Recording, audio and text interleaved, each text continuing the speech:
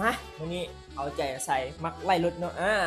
ทองวันนี้จะเข้ามีของเว็บร้อยเอสเนาะแล้วก็ของ110ไอตัวเก้า110ไอตัวใหม่เด้อตัวนี้เข้าเลยเด้อนี่เครื่องเข้าปลายเนาะเข้าแล้ววันนี้30ใบเนาะเอามาให้30ใบเนาะเอามาให้สำหรับคนที่มักไล่รถเนาะ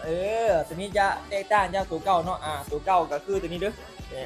นี่ก็ปลายยาวเนาะนี่ปลายยาวตัวเก้านี่ยังแค่เว็บ110ไอตัวใหม่เด้อที่เหลือเป็นมุดเนาะยังแค่5ใบเนาะตัวนี้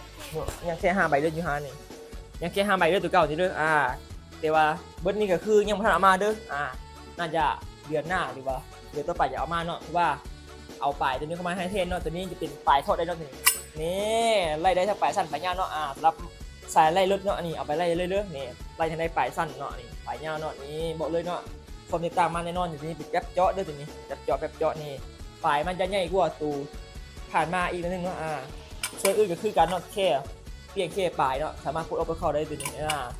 ตัวนี้ราคามันจะเพิ่มมาอีกหน่อยนึงเด้อปกติราคา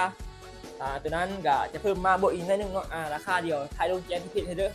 ตัวนี้ก็คือทอดทรงยืนปลายยาวสามารถทอดปลายได้ตัวนี้เป็นปลายไล่ตัวนี้เนาะ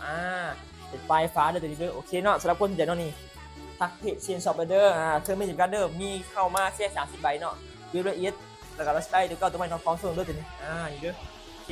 สำหรับตัวเด็กเก่าก็คือยังแค่110ไอตัวใหม่เนาะมุนแล้วก็มุนเลยตัวนะมุนเอามาแล้วเนาะตัวนี้คือการเนาะมุนแล้วมุนเลยมุนเอามาแล้วเนาะเอามาแค่ให้ทดลอง30ใบพอโอเค